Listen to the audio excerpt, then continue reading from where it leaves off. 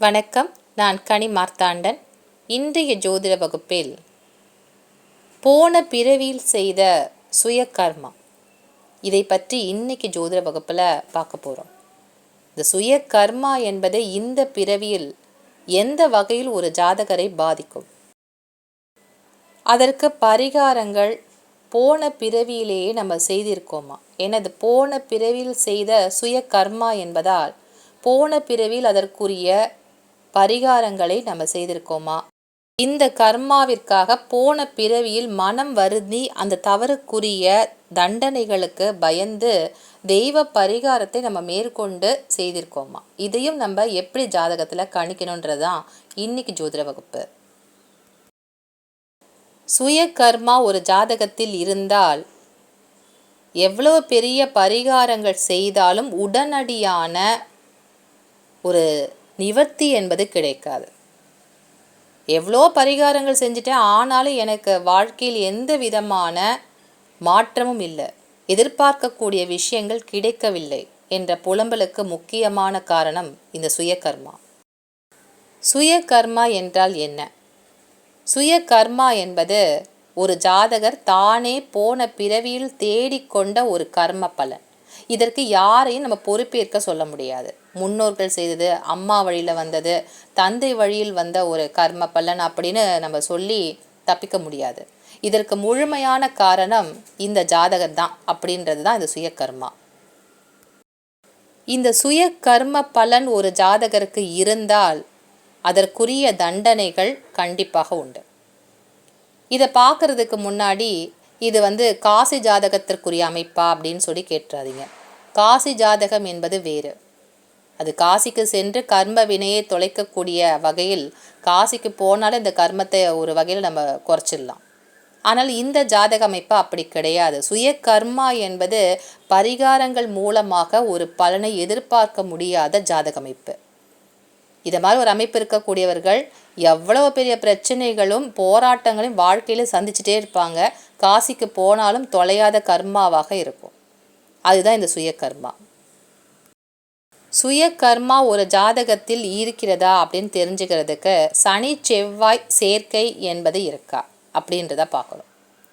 அது மாதிரி சனியுடன் செவ்வாய் சேர்க்கையோ இல்லை சனியும் செவ்வாயும் ஒருத்தருக்கு ஒருத்தர் சமசப்தமாக பார்க்கக்கூடிய அமைப்பு, இல்லை சனி நிற்கக்கூடிய நட்சத்திரம் செவ்வாயினுடைய நட்சத்திரங்களான சித்திரை, மிருகசீஷம், அவிட்டம், இந்த 3 நட்சத்திரங்களில் சனி ஒரு ஜாதகத்தில் நின்றாலும் அந்த ஜாதகருக்கு இந்த சுய கர்மா என்பது உண்டு. போன பிறவியில் செய்யக்கூடாத தவறுகளை செய்து இந்த ஜாதகர் பிறந்திருக்காரு அப்படின்னு தெரிஞ்சுக்கிறதுக்கு சனி செவ்வாய் சேர்க்கை ஜாதகத்தில் ஏதாவது ஒரு வகையில் ஏற்பட்டிருந்தால் ரொம்ப அதிகமான குற்றங்களை போன பிறவியில் இந்த ஜாதகர் செய்திருக்கின்றார். இந்த ஜாதகர் செய்திருக்கக்கூடிய குற்றங்கள் வேறு யாருடைய கர்ம பலனும் கிடையாது. இப்போ அவர் எவ்வளோ கஷ்டப்படுறாரோ அதுக்கு அனைத்துமே அந்த ஜாதகரே முக்கியமான காரணமாக இருப்பார். இது ஒரு பாவ ஜாதகத்திற்குரிய அறிகுறியாக அதிகமான கடுமையான பலாபலன்களை இந்த பிறவியில் யார் அனுபவிப்பாங்கன்னு பார்த்தீங்கன்னா, இந்த செவ்வாய் சனி சேர்க்கையுடன் ராகுவும் தொடர்பு கொள்ள வேண்டும். இந்த ராகு தொடர்பு கொள்ளணும் அப்படின்னு பார்த்தீங்கன்னா, செவ்வாய் நின்ற ஸ்தானத்திற்கு 2ஆம் இடத்துல ராகு இருக்கலாம், இல்லை சனி நின்ற ஸ்தானத்திற்கு 2ஆம் இடத்தில் ராகு இருக்கக்கூடிய அமைப்பு, இல்லை செவ்வாயும் சனியும் 1, 5, 9 ஆகிய ஸ்தானங்களில் இந்த ராகும் தொடர்பு கொள்ளக்கூடிய நிலையில் இருந்தாலும் மிக கடுமையான பாதிப்பு இந்த பிறவியில் ஜாதகருக்கு ஏற்படும். அதனால்தான் இதற்கு போன பிறவியில் ஏற்பட்ட அந்த சுய கர்மாவினுடைய பிரதிபலிப்பாக இந்த பிறவியில் அதிகமான பிரச்சனைகள் ஜாதகருக்கு உண்டு. இந்த செவ்வாய் சனி தொடர்பு ஜாதகத்தில் இரண்டுமே ஒரே ராசி கட்டத்தில் இருந்தாலும் சரி, இல்லை செவ்வாய் நின்ற ஸ்தானத்திற்கு நேர் 7வது கட்டத்தில் சனி நின்றாலும், இல்லை சனி நிற்கக்கூடிய நட்சத்திரங்கள் செவ்வாயினுடைய நட்சத்திரமாக இருந்தாலும் அந்த ஜாதகருக்கு இந்த போன பிறவியினுடைய சுய கர்மா என்பது உண்டு. அதனுடன் ராகும் சேர்ந்து விட்டால் அந்த ஜாதகருக்கு எவ்வளவு முயன்றாலும் உயர முடியாத வகையில் பிரச்சனைகள் வந்து கொண்டே இருக்கும். இது திருமண வாழ்க்கையிலும் சரி, பொருளாதாரத்திலும் அவங்களுக்கு பெரிய பிரச்சனையாக தடையாக இருக்கும். இந்த சுய கர்மாவிற்குரிய கர்ம பலன்கள் இந்த பிறவியில் எப்படி ஜாதகருக்கு கிடைக்கும் அப்படின்னு பார்த்தீங்கன்னா, இந்த பிறவியில் எதன் மூலமாக நமக்கு பிரச்சனைகள் வரும். சனி எந்த ஸ்தானத்தில் வந்து நிற்கின்றாரோ அதன் வழியாகத்தான் பிரச்சனைகள் இந்த ஜாதகருக்கு வர ஆரம்பிக்கும். எந்த ஸ்தானத்தில் இருக்காருன்னு பாருங்க ஜாதகத்தில், அந்த ஸ்தானத்தின் வழியாகத்தான் பிரச்சனைகள் வரும். இந்த சனி நிற்கக்கூடிய ஸ்தானத்தினுடைய பலன்கள் ஜாதகருக்கு நிதானமாக தாமதமாகத்தான் கிடைக்கும். ரொம்ப பொறுப்பாக செயல்பட வேண்டிய அமைப்பு என்பது ஒரு ஜாதகருக்கு எந்த இடத்துல சனி இருக்காரோ அந்த ஸ்தானத்தின் வழியாகத்தான் நமக்கு பிரச்சனைகள் வரும் என்பதால் ரொம்ப பொறுப்பாக நடந்துக்கணும். அந்த ஸ்தானத்தின் மீது நம்ம நேர்மையாகவும் உண்மையாகவும் நடந்து கொள்ள வேண்டிய ஜாதக அமைப்பு என்பது உண்டு. உதாரணத்துக்கு லக்கணத்திற்கு 7ஆம் இடத்தில் சனி நிற்கின்றார் என்றால் அந்த ஜாதகர் தன்னுடைய பொறுப்புகளை மிகவும் கவனமாக குடும்ப வாழ்க்கையில் வைத்திருக்கணும். முக்கியமாக மனைவிக்கு நேர்மையாகவும் உண்மையாகவும் நடந்துக்கணும். ஒரு சொந்த தொழில் செய்யக்கூடியவராக இருக்கார், ஒரு கூட்டாளி இருக்கார் அப்படின்னு சொன்னால் அந்த கூட்டாளிக்கு அவர் தவறு செய்யக்கூடாது. நேர்மையாக கணக்கு வழக்குகளை கையாளணும். அப்படி செய்தால் மட்டும்தான் அந்த ஜாதகர் இதை சனி தரக்கூடிய கர்ம பலனிலிருந்து வெளியில் வர முடியும். இல்லை என்றால், இல்லை மனைவிக்கு ஏதோ ஒரு தவறு செஞ்சிட்டாரு, இல்லை கூட்டாளிக்கு தர வேண்டிய வரவு செலவு கணக்கில் ஏதோ சில குழப்பங்களை செய்துவிட்டால் அந்த ஜாதகருக்கு இதன் மூலமாகத்தான் கர்ம பலன் என்பது ஆரம்பிக்கும். அது வரைக்கும் ஜாதகருக்கு ஓரளவுக்கு அந்த குடும்ப வாழ்க்கையாகட்டும் மற்ற விஷயங்களும் பொருளாதாரத்தில் பிரச்சனை தராது. எப்பொழுது அவர் அந்த இடத்துல நேர்மையும் உண்மையும் இல்லாமல் நடந்து கொள்கின்றாரோ அப்பொழுதுதான் சனி தன்னுடைய பாடத்தை அந்த ஜாதகருக்கு புகட்ட ஆரம்பிப்பார். இது மாதிரி சுய கர்மா சனி செவ்வாய் சேர்க்கை தொடர்பு என்பது ஜாதகத்தில் இருந்தால் சுய கர்மா என்பது போன பிறவிலே இருக்கு. அப்போ போன பிறவிலே இந்த ஜாதகர் அதிகமான ஒரு குற்றங்களை செய்து தான் பிறந்திருக்காரு இந்த பிறவியில் அப்படின்னு தெரிஞ்சுக்க முடியும். அப்போ பரிகாரங்கள் செய்வதன் மூலமாக மட்டும்தான் நம்ம ஜாதகத்தில் இருக்கக்கூடிய பிரச்சனைகள் வெளியில் வர முடியுமா அப்படின்னு கேட்டிங்கன்னா, எந்த ஸ்தானத்தில் நிற்கின்றாரோ அவங்களுக்கு முதல்ல நேர்மையாக நடந்துக்கங்க, உண்மையாக நடந்து கொள்ளுங்கள். அப்பொழுது மட்டும்தான் கர்ம பலன்லேருந்து நீங்கள் வெளியில் வர முடியும். இப்போ 4ஆம் இடத்துல சனி நிற்கின்றார் என்றால் அப்போ அந்த ஜாதகர் தன்னுடைய தாய்க்கு செய்ய வேண்டிய கடமைகளை தவறக்கூடாது. தாயின் மீது அதிகமான அக்கறையும் அன்பும் கொண்டு அந்த ஜாதகர் அவங்களுக்கு எல்லா விஷயத்தும் துணையாக இருக்கணும்.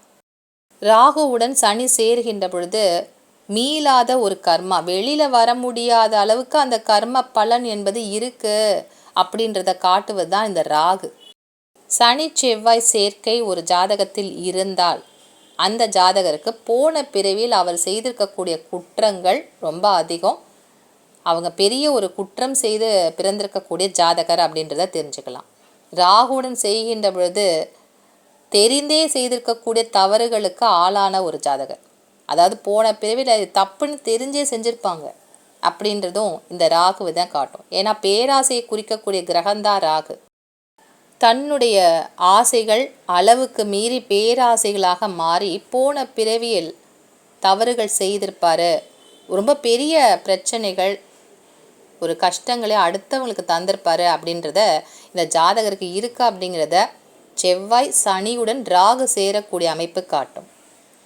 இப்போ போன பிறவில் நம்ம தப்பு செஞ்சுருக்காரு, ஆனாலும் அதற்குரிய ஏதோ ஒரு பாவ மன்னிப்பு போல ஒரு வயதான காலத்தில் ஏதாவது பிராயச்சித்தம் தேடி இருக்காரா அப்படின்னு தெரிஞ்சுக்கிறதுக்கு எந்த கிரகங்களை நம்ம பார்க்கணும். ஒரு ஜாதகத்தில் லக்னம், சந்திரன் மற்றும் சூரியன் இந்த 3 கிரகங்களுடன் குரு அல்லது 9ஆம் இடத்த அதிபதியினுடைய பார்வை இந்த 3 ஸ்தானங்களுக்கு கிடைக்குதான்னு பாருங்க. லக்கணத்தில் ஏதாவது கிரகங்கள் இருந்தாலும் பரவாயில்ல, இல்லை கிரகங்களே இல்லாமல் காலி கட்டமாகத்தான் இருக்குனாலும் பரவாயில்ல, ஆனால் லக்கணம் எந்த ஸ்தானமோ அந்த ராசி கட்டம் மற்றும் சந்திரன் சூரியன் இந்த 3 இடங்களுக்கு குருவினுடைய பார்வை அல்லது லக்கணத்திற்கு 9ஆம் இடமான பாக்கியஸ்தான அதிபதியினுடைய பார்வை கிடைத்தால் அந்த ஜாதகர் போன பிறவியில் தான் செய்த தவறுகளுக்கு மனம் வருந்தி மன்னிப்பு கேட்டிருப்பார். இந்த மன்னிப்பு என்பது நேரடியாக கூட சென்று கேட்டிருக்கலாம். யாருக்கோ ஒரு பெரிய தவறு செஞ்சுருப்பார் சிறிய வயதில். அந்த தவறு அவருக்கு ஒரு காலகட்டத்தில் நம்ம செஞ்சது பெரிய தப்பு பண்ணிட்டோம் அப்படின்னு அவருக்கு புரிஞ்சிருக்கும். அப்போ அந்த தவறுகளுக்கு நேரடியாகவே சென்று மன்னிப்பு கேட்டு அவர்களுக்கு செய்ய வேண்டிய உதவிகளையும் தான தர்மங்களையும் செய்திருப்பார். இல்லை தெய்வ பரிகாரங்களும் அந்த பிறவிலே செய்திருப்பார். சில பேர் பார்த்தீங்கன்னா நிறைய தப்பு பண்ணிட்டு கோயில் குளங்களுக்கு தங்களுடைய சொத்துக்கள்லாம் எழுதி வச்சுருப்பாங்க. பெருங்கொண்ட செல்வத்தை எந்த வகையில் அவங்க ஈட்டணும் அப்படின்றத போன பிறவியிலேயே அவங்க தெரிந்து கொண்டு இந்த கர்ம பலன்கள் நம்முடைய பரம்பரைக்கு வரக்கூடாது, தனக்கும் அடுத்த பிறவியில் கிடைக்கக்கூடாது அப்படின்றதுக்காக அந்த சொத்துக்கள்லாம் கோயிலுக்கு எழுதி வச்சுருவாங்க. ஏழைகளுக்கு தான தர்மமாக தந்து விடுவார்கள். இதெல்லாம் நடந்திருக்கும். இதெல்லாம் காட்டுவது தான் இந்த லக்கணம், சூரியன், சந்திரன். இந்த 3 ஸ்தானங்களுக்கு குருவினுடைய பார்வை அல்லது 9ஆம் இடத்த அதிபதியினுடைய பார்வை இருந்தால் போன பிறவியிலேயே தங்களுடைய தவறுக்கு அவங்க ஏதோ ஒரு வகையில் பரிகாரத்தை தேடியிருப்பாங்கன்றதை நம்ம தெரிஞ்சுக்கலாம். இந்த பரிகாரங்கள் தேடிக்கொண்ட கர்மாவிற்கு திருத அத்ருத கர்மா என்று பெயர். அவங்களுக்கு இதை மாதிரி ஒரு அமைப்பு இருக்குது அப்படின்னு சொன்னால், அதாவது சனி செவ்வாய் சேர்க்கையுடன் இதை மாதிரி ஒரு குருவினுடைய பார்வை இந்த 3 ஸ்தானங்களுக்கு கிடைத்தால் மட்டும்தான் இந்த பிறவில் செய்யக்கூடிய பரிகாரங்கள் கண்டிப்பாக பலிதமாகும். இல்லை என்றால் எவ்வளவு பரிகாரங்கள் செய்து கொண்டே போனாலும் அது தொடர்கதையாகவே இருக்குமே தவிர பரிகாரங்கள் மூலமாக பலன் ஜாதகருக்கு கிடைக்காது. இந்த பிறவியில் இந்த சுய கர்மா இருக்கக்கூடியவர்களுக்கு இந்த துருத அத்ருத கர்மா என்பது இருக்கான்றதை பார்க்கணும். ஏன்னா மன்னிக்கக்கூடிய ஒரு கர்ம பலனை சேர்த்து அவங்க பெற்றிருக்காங்களான்றதை பார்க்கணும். அப்படி இருந்தால் மட்டும்தான் பரிகாரத்தின் மூலமாக பலன் தேடிக்கொள்ள முடியும். இல்லைன்னா பரிகாரங்கள் செய்தாலும் அது வீணாகத்தான் போகுமே தவிர அதன் மூலமாக ஒரு நல்ல பலனை போராட்டமான வாழ்க்கையிலிருந்து வெளியில் வரக்கூடிய அமைப்பை பெற முடியாது. சுய கர்மா என்பது ஜாதகத்தில் இருக்கான்றத சனி செவ்வாயினுடைய தொடர்பை வச்சு நீ கண்டுபிடிக்கலாம். துருத அத்ருத கர்மா பலன் என்பது இருந்தால் மட்டும்தான் இந்த பிறவியில் அந்த ஜாதகருக்கு மன்னிப்பு என்பது பரிகாரங்களால் தேடிக்கொண்டு வாழ்க்கையில் ஒரு நல்ல இடத்துக்கு போக முடியும். பொருளாதாரத்திலும் சரி, குடும்ப வாழ்க்கையிலும் பிரச்சனை இல்லாமல் போக முடியும். இந்த துருத அத்ருத கர்மா பலன் என்பது இல்லை என்றால் மன்னிப்பு இந்த ஜாதகருக்கு இல்லைன்றதை தெரிஞ்சுக்கலாம். இன்றைய ஜோதிட வகுப்பில் சுய கர்மா போன பிறவியில் யாருக்கு இருக்கு, இந்த பிறவியில் அதற்கு மன்னிப்பு இருக்கான்றத என்ன கர்ம பலன்களை வச்சு கணிக்கணுன்றது இன்றைக்கி ஜோதிட வகுப்பில் உங்களுக்கு புரிஞ்சிருக்கும். மீண்டும் அடுத்த வகுப்பில் நல்ல பல விஷயங்களுடன் உங்களை சந்திக்கின்றேன். நன்றி, வணக்கம்.